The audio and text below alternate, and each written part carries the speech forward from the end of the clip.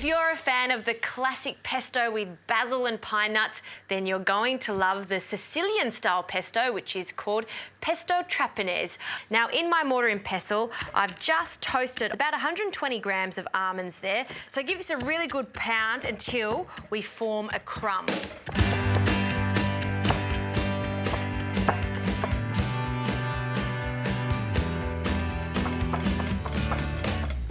Right, so look at that crumb. That's the consistency that we're looking for. We'll just place it in a bowl for now. And we will use this later for the basil, but in the meantime, let's get on to warming up some of the anchovies and the garlic. So you need a really good glug of olive oil. Use the best olive oil you can get. I've got a really good Australian extra virgin olive oil here. We want about 1/4 cup. So it seems like a lot, but when you're using a really good quality one, this is going to be the basis of the sauce. So you'll taste it throughout the whole dish. And I'm just going to finely slice my cloves of garlic here.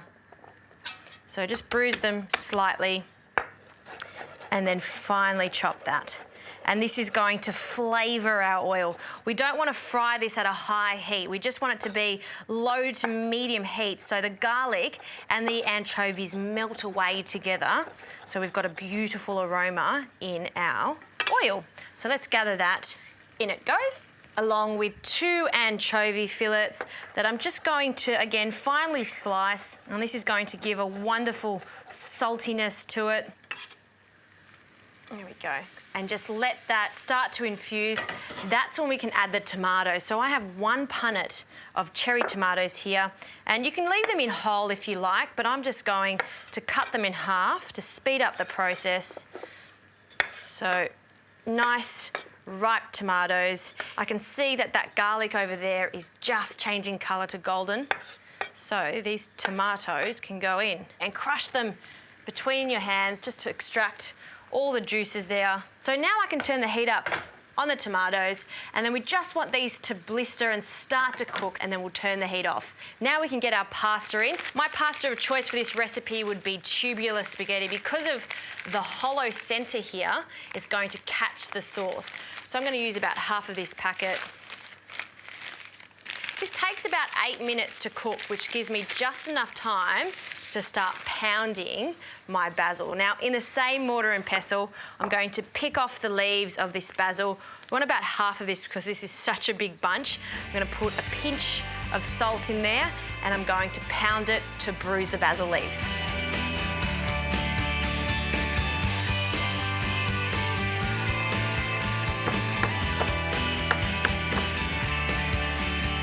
Smells so good. This was a few big handfuls of that basil, and we've got a puree of that now. Some of those juices have extracted. I'm now going to add our almond crumb, a few handfuls of that, and we're just going to combine it with our crushed basil. See, this is the food that I get really excited about, this fast, no-fuss food. And look at these tomatoes. Some of them are still whole, some of them are crushed and gone into that olive oil to make a beautiful sauce. And now, this is very heavy, we're going to try to add that straight to our tomatoes, and we'll mix that together. I've just turned the heat off, so it's still warm. It doesn't need to be piping hot because this hot pasta is going to go in now, and it's just cooked. I always like to cook my pasta a little bit under, because by the time that you toss it through this sauce, get it to the plate and start eating it, it will continue cooking. So we'll take our tubular spaghetti out.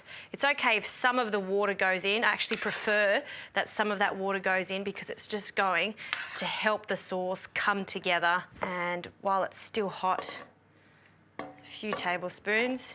And now we can toss. So give it a swirl and toss. If you're doing this dish, please, please, please mix the pasta and the sauce together in the pan. This parmesan was a block, and I've just blitzed it in a food processor. And the reason I do this is because I want the crumb of the parmesan. I like the texture in a pasta sauce like this. So a few handfuls.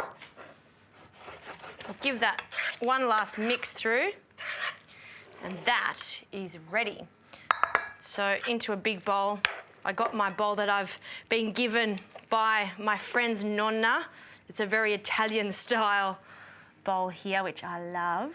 And then making sure we get some of those tomatoes there, maybe a little bit more of that sauce on top, a touch more Parmesan, not too much, we've already put a little bit in there.